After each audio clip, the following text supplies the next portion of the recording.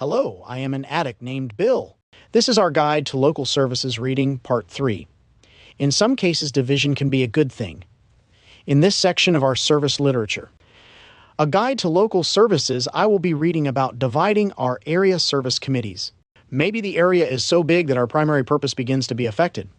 In that case, areas may choose to split the workload as an option to effectively carry the message to the addict who still suffers while maintaining our service integrity.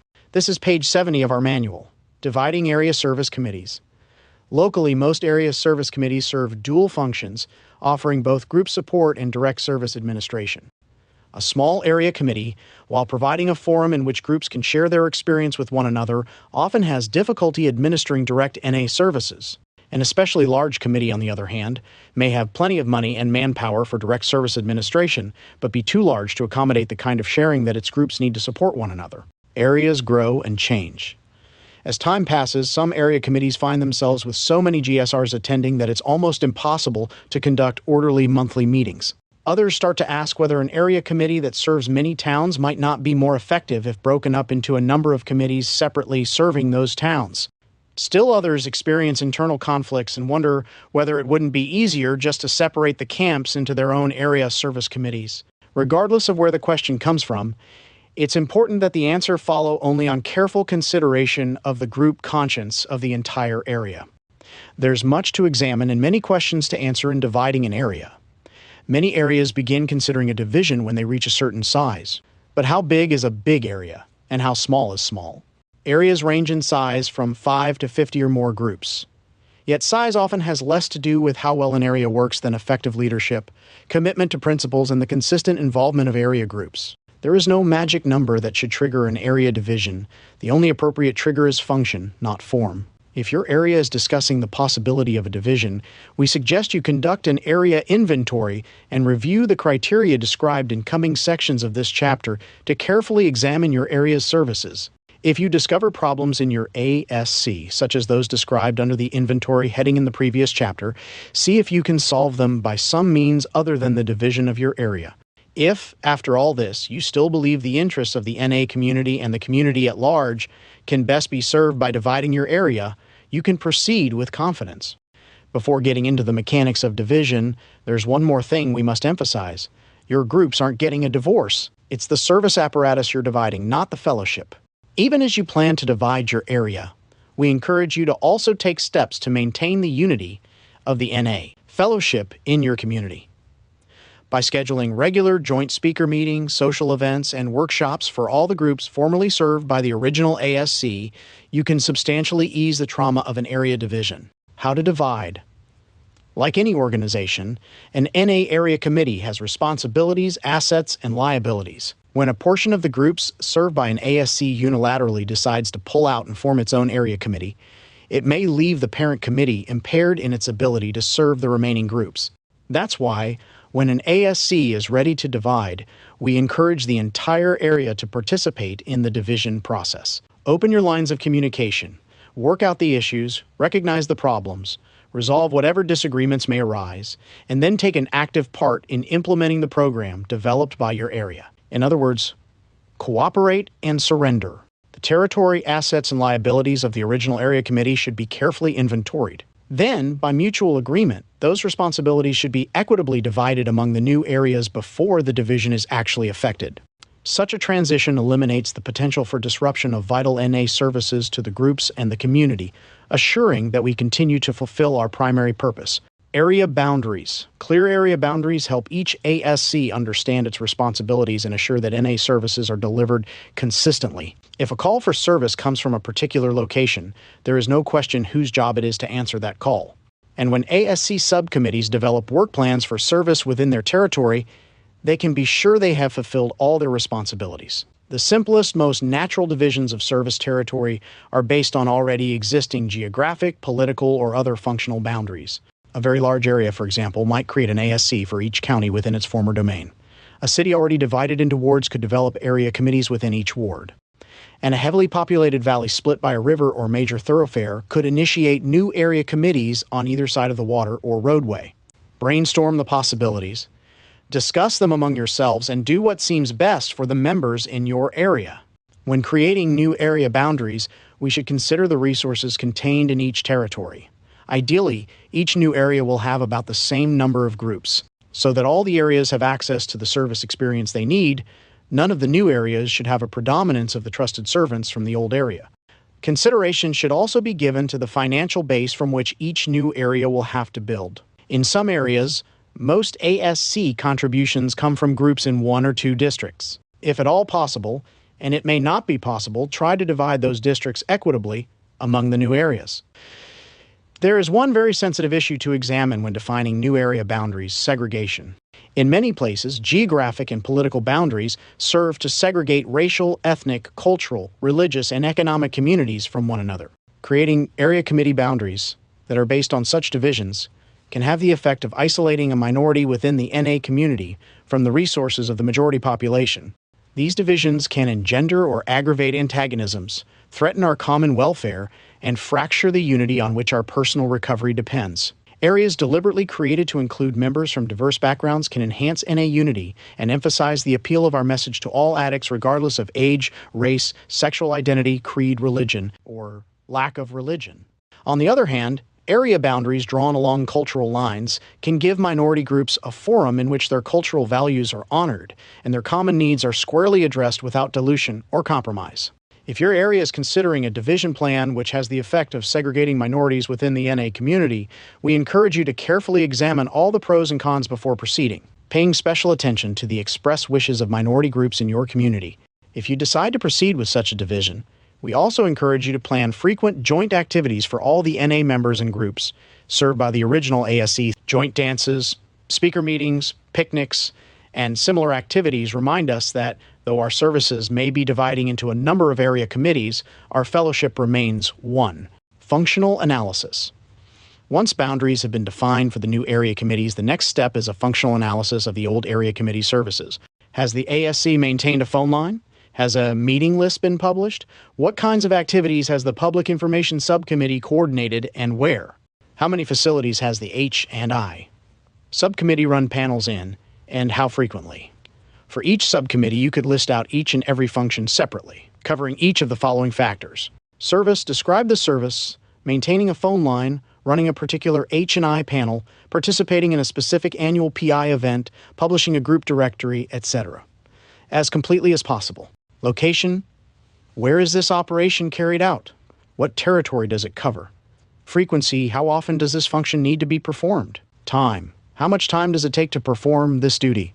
Cost, what expenses are involved in fulfilling this service? Personnel, how many people are required to complete this mission? What particular jobs are the various participants responsible for? After the old area's responsibilities have been analyzed, the functions can be divided up among the projected new areas.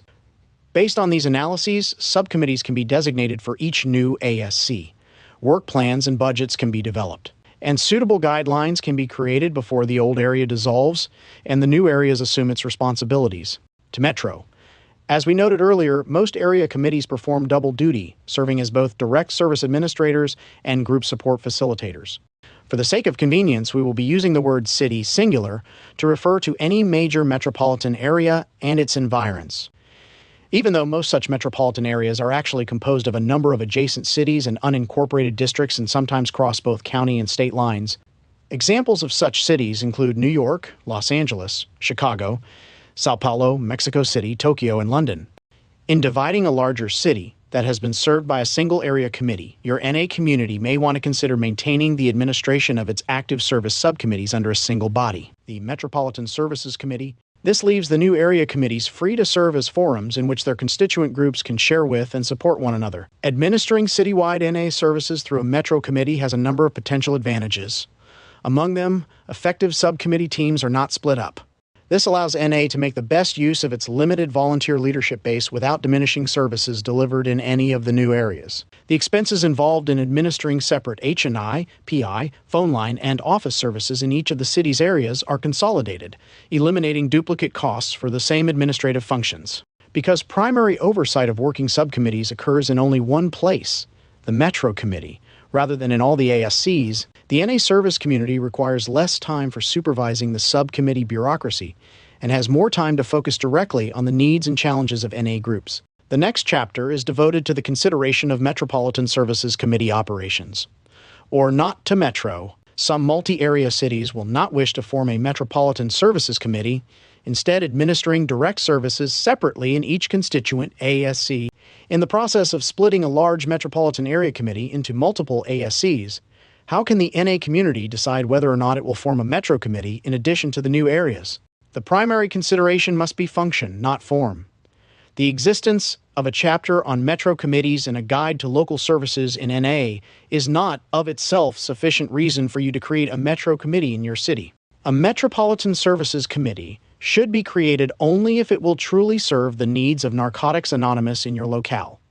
Metro committees are usually formed in larger metropolitan communities served by more than one ASC. If your large area is dividing into a number of smaller areas that will serve separate cities, you will probably have no need to form a Metro Committee. Each of the new area committees can administer direct services in their own communities without creating conflicts or redundancies. Take just a moment to examine the Graphic Area Shared Service Committee, which is found in the GLS manual on page 74. If the need for shared services among the various ASCs in your city is limited to only one or two fields of service, say H&I coordination with county jail administration or PI media coordination, you might establish shared services committees to focus on those fields only. However, if the need for shared services covers more than one or two fields, you will probably want to establish an MSC that coordinates services through a subcommittee system. Otherwise, with all the ASCs having to become directly involved in 3 or 4 separate shared services committees, there may well be too much bureaucracy, confusion, and controversy to make it worthwhile. The idea behind the decision to create or not create a Metro Services Committee is to keep it simple, based on local needs. If the need to coordinate shared services is not ongoing but limited to one-time events, such as joint workshops or social activities, the areas in your NA community don't need to set up a permanent committee to organize these affairs. Simple, mutually acceptable arrangements to handle that one combined workshop or social activity can be made each time one is planned without creating yet another service body. If the need is ongoing, however, such as for a monthly combined areas speaker meeting, your community will probably want to establish a permanent shared services committee that coordinates the event. Function, not form. Finally, we remind you that, of course, your NA community can organize its services in any way that seems fit. Examine the service needs among your areas, experiment, and find out what works best for you.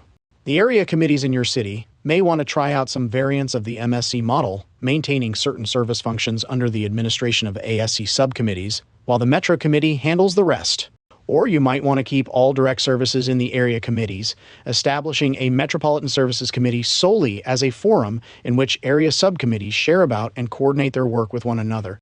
However you decide to coordinate NA services in your community is perfectly all right, even if you don't see it described in an NA service manual, so long as it truly serves the best interests of your NA community and does not conflict with either our 12 traditions or our 12 concepts for NA service, multiple areas.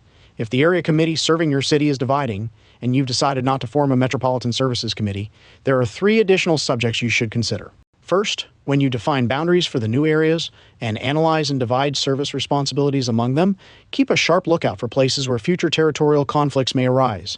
In an ideal world, such conflicts would not occur. However, our world is far from ideal, and conflicts do raise their head from time to time. Since we can't avoid such conflicts altogether, the best we can do is be prepared for them. In the process of dividing your city's ASC, build into each new area's policies a procedure for resolving conflicts with other areas. You may not be able to sidestep such conflicts, but you can prepare to deal effectively with them. Second, examine your division plan for any potential weak spots in any of the new areas you are creating. For example, does Area 2 have very few people involved in H&I work right now, but a number of correctional and treatment facilities? Is no one in Area 4 involved in the current Public Information Subcommittee? Will it be burdensome for all the new areas to maintain their own separate phone lines? Potential weaknesses like these may not convince you to form a Metro Committee at this time. However, they should alert you to the possibility that the new areas in your city may require each other's help in the future. Try to build into your division plan means by which your city's areas can cooperate with one another so that NA services can continue to be delivered to those who need them. Finally, even if your area committee is dividing without forming a metro committee at this time, we encourage you to leave the MSC option open for future consideration. Maintain contacts between your new areas, if for nothing more than the regular exchange of information and insight. Plan to hold regular joint workshops, speaker meetings, and social events to keep the lines of communication open. Because your new areas will be going through similar experiences at the same time, they are especially likely to encounter similar challenges and have valuable expertise to share with one another. You may even discover that your new ASCs have encountered unforeseen obstacles that require them to band together if they are to effectively continue delivering NA services. For this reason, we recommend that your city's areas agree to reconsider the idea of forming a Metropolitan Services Committee each year over the next few years. Why not a metro region? Before we close this look at the division of areas, there is one more question that must be addressed. In dividing a very large ASC serving a major city, why not form a metropolitan region rather than an MSC? First, there's the nature of the NA region itself to consider. Our regional committees serve as forums for resource development for their member areas, not primarily as direct service providers. Just as growing area committees often find the responsibilities of service administration, forcing them to downplay their group support function. So the regional committee that is too occupied with administering its own direct services will have difficulty focusing on area resource development. The region that does only one thing stands a good chance of doing it well. The metro region trying to do many things at the same time may find it difficult to do any of them well. Second, there's the wide variety of shared ASC service experiences exchanged at the regional level to consider. In the region serving a broad territory, rural areas, small town areas, and city areas gather to share many different kinds of insight gathered from their widely varied circumstances. This variety is the greatest strength of the most successful regional committees, offering new and different service perspectives to every single member area. Areas joining a metropolitan region would limit their access only to the experience of those areas having virtually identical backgrounds, challenges, and insights. Such limited experience may not be sufficient to stimulate the innovation of new ideas for new services and new answers to new problems. Third, consider that regions serving both rural and metropolitan communities often depend on their larger areas for a major percentage of their operating income. Creating a metro region could pull the financial rug out from under the existing region's feet, leaving it flat on its fiscal back and unable to serve. This could seriously affect the other areas, even NA as a whole. We encourage multi-area NA communities with a need to coordinate a variety of common services citywide to form metropolitan services committees rather than metropolitan regions. That way, citywide services are handled responsibly and the wider region is left solvent and intact, free to focus on resource development for all its member areas and able to offer a variety of experience, strength, and hope to ASCs throughout the region. Moving on to our next section on page 78 titled The Metropolitan Services Committee. A Metropolitan Services Committee administers a single set of NA subcommittees in a city that has more than one ASC with direct services consolidated citywide by the MSC. The community's area committees are left free to facilitate group support. For the sake of convenience, we will be using the word city singular to refer to any major metropolitan area and its environs. Even though most such metropolitan areas are actually composed of a number of adjacent cities and unincorporated districts, and sometimes cross both county and state lines. Examples of such cities include New York, Los Angeles, Chicago, Sao Paulo, Mexico City, Tokyo, and London. In the previous chapter, we examined the division of a city's ASC into multiple areas and some of the criteria that could lead to creation of a Metropolitan Services Committee. Here, before getting into how the metro system works, we want to look at some of the reasons why multiple areas in the same city might want to consolidate their services by creating a metro committee and the process whereby they can do that. Why consolidate? Why would multiple areas in a large community want to form a Metropolitan Services Committee?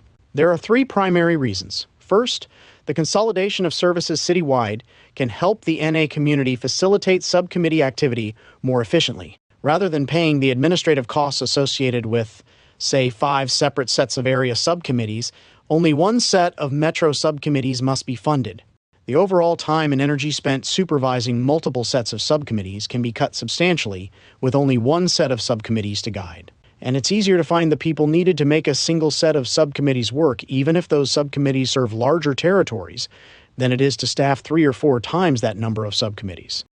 Second, the consolidation of metro services can make it easier for members, groups, and the community at large to identify and locate NA resources in the city. A single phone line is easier to run and costs less than multiple phone lines in the same city, and provides a simpler way for people anywhere in town to contact Narcotics Anonymous. Contacts with jails, institutions, and other organizations that are run on a citywide basis can be coordinated on the same basis, significantly increasing the effectiveness of H&I communications. By providing a single source for public information about NA, anyone anywhere in the community can easily find out about our program. And a single NA meeting list for the entire city is usually more useful than half a dozen lists covering separate districts. Third, consolidation of a city's NA services can help the Regional Service Committee work better. In the absence of metro committees, some RSCs have tried to fill the gap, providing consolidated meeting lists, phone lines, H&I and PI services, even literature sales outlets for cities with multiple areas. Though well-intended, such direct services have brought these regions' energies to bear on only a fraction of their member areas. This has left other areas, and underdeveloped communities in particular, without the benefit of the service resource development work that regional committees do best. When ASCs in the same city consolidate and manage metro services themselves, they leave the regional committee free to do what it does most effectively, and to do it for all the region's areas. Finally, a reminder. If the areas in your city have no particular need to consolidate all their services but only wish to combine resources in one or two fields, there is no reason why they should form a full-blown Metropolitan Services Committee. Some of the ways to combine limited service forces without creating an MSC are described in the sections entitled Or Not to Metro and Function Not Form, appearing in the previous chapter of this guide. If your NA community could be served more effectively by a Metro Committee, then by all means create one. If you feel something simpler would serve your purposes, then try that. You need no one's permission to be creative, to experiment, to develop original methods for effectively administering local services as your NA community sees fit. Consolidation process. Imagine that the ASCs in your city have decided that they want to consolidate services by creating a metro committee. How do they go about combining 2 or 5 or 9 sets of subcommittees into a single, smooth-working service enterprise? The considerations that go into the consolidation process are very similar to those involved in dividing an ASC that serves one entire city, described in the previous chapter, only from the opposite end. 1. Inventory current services and resources in the affected areas. 2. Then examine the need for services throughout the community. 3. Finally, put the resources and needs together in a metro services program. If all these things are taken care of prior to activation of the MSC, the transition to consolidated services will go as smoothly as possible. Inventory of services and resources. The inventory of current NA services and resources is probably the easiest phase of consolidation because it is very concrete. For all the ASCs interested in taking part in the Metro Committee, gather ASC bylaws, policy logs, and/or guidelines. Guidelines for all subcommittees. A list of all current projects and commitments. A list of past achievements, a personnel roster listing the ASC officers, subcommittee chairpersons, subcommittee members and responsibilities, and GSRs, budgets for all area activities, analysis of service needs. The consolidation process offers your service community a unique opportunity. While examining and reorganizing your NA services, you can also take a comprehensive look at your city and tailor your service efforts to carry our message with maximum impact.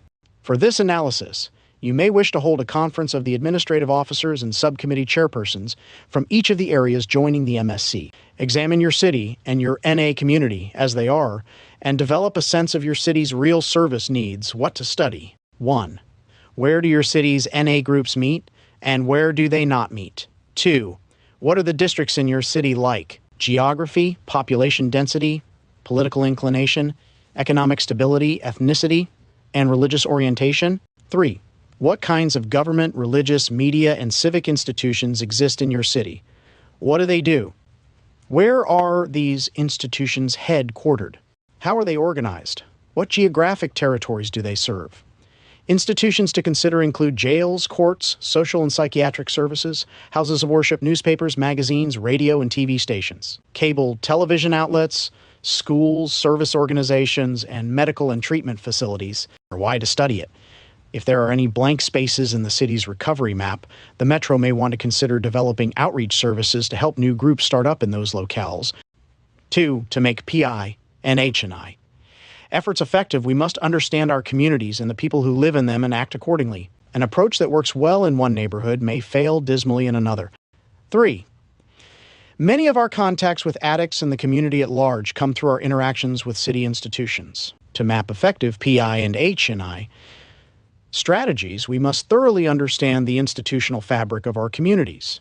Such an analysis can help you identify the kinds of NA services your Metro Committee might wish to put in place to meet the needs of NA groups citywide, help new groups establish themselves, reach out to the addict who still suffers in the community, and inform members of the community at large about our fellowship, the Metro Plan.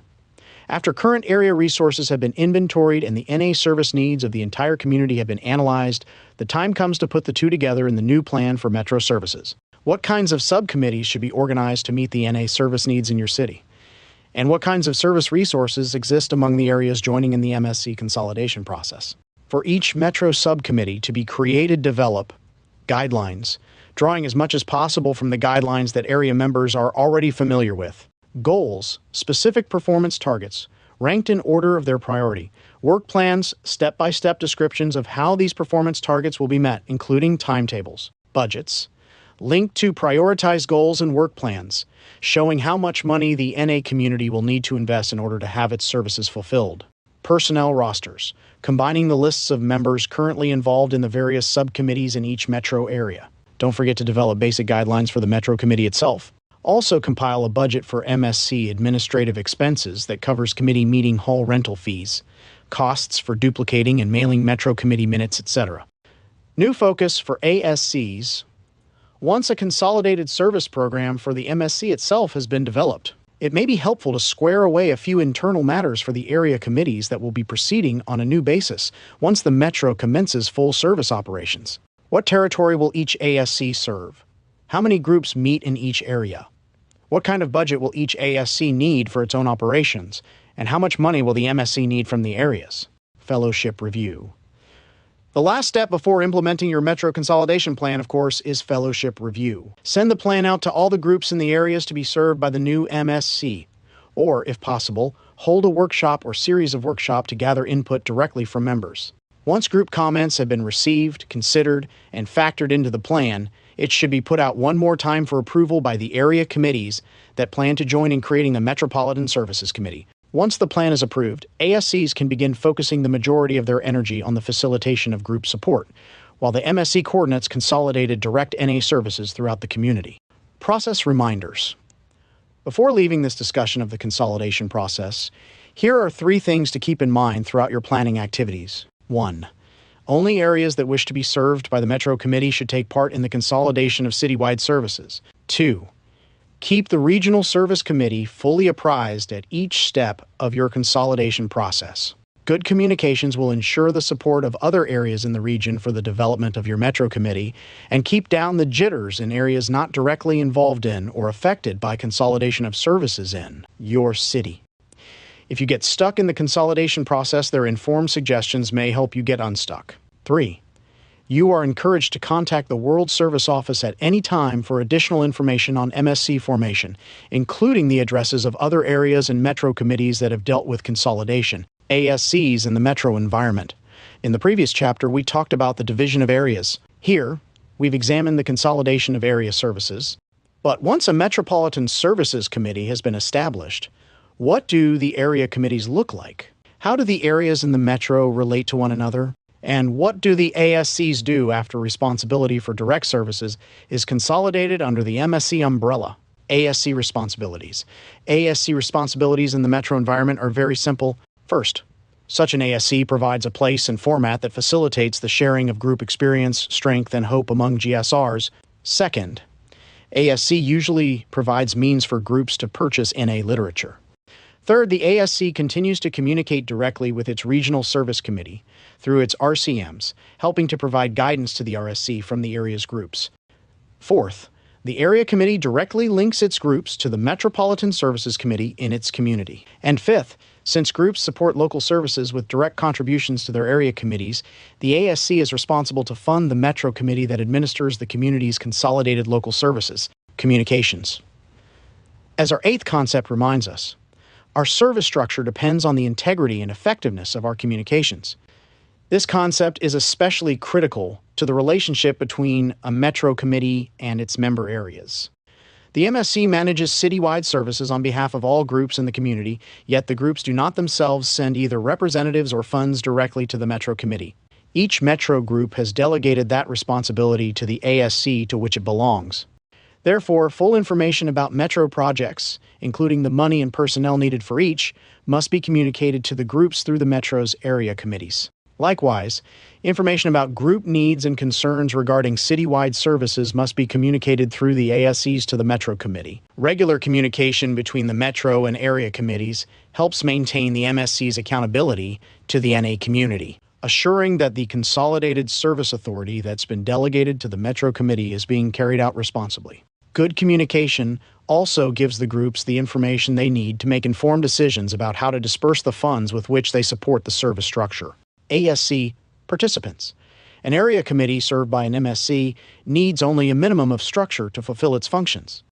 Because a Metro ASC has no subcommittees of its own and scant administrative responsibilities, it can be composed primarily of group service representatives. An ASC will need to elect a chairperson, secretary, treasurer, and literature distribution person for itself. The area committee also chooses 2 regional committee members, RCMs, to serve on its behalf. The RCM's duties are described in the earlier chapter on full service area committees. RCMs need not be chosen from among current group service representatives.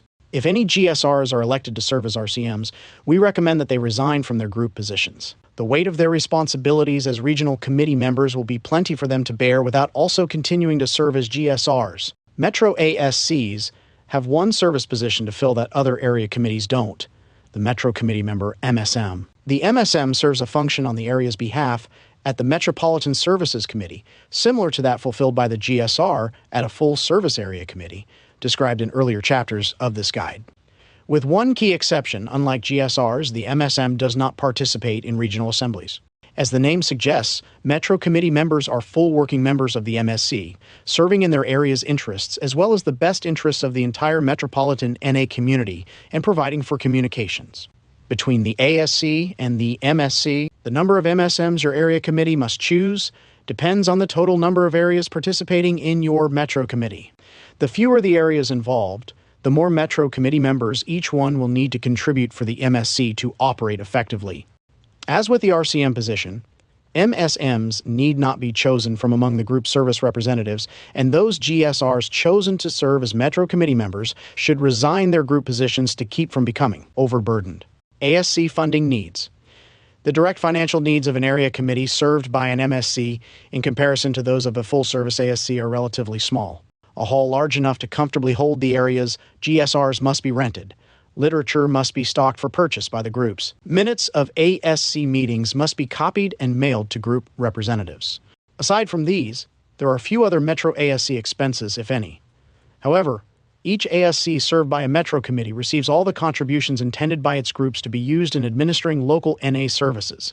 If a Metropolitan Services Consolidation Plan is to be effective, the member areas must not hold on to any more money than that which is absolutely necessary to pay their own minimal expenses. Metro areas should work especially closely with their MSCs to ensure that sufficient funds are being collected and passed along to the Metro Committee to support direct services in the community. Any excess MSC funds should periodically be divided up and returned to the areas. Graphic, please study the fund flow graphic that is found in the GLS manual on page 85. Metro Committee Organization. Metropolitan Services Committees are organized very much like the full service area committees described earlier in this guide, with the exception that they receive their funding from their member areas rather than directly from the community's groups. MSC participants include MSMs elected by member areas, plus Metro Committee administrative officers and subcommittee chairs elected by the MSC itself. Metros perform the same services described in the earlier chapter on area committees, with one exception. Metros do not elect regional committee members and do not take part directly in the regional committee itself. However, MSC subcommittee chairpersons do keep in touch with the RSC members given resource assignments in their respective fields of service. Area divisions in cities served by an MSC, the previous chapter offers much guidance on the area division process. Especially relevant are the paragraphs on choosing new area boundaries. Once a plan is developed, a consensus of all the groups in the existing area must be taken prior to division. Given group consent, the new ASCs can begin meeting immediately.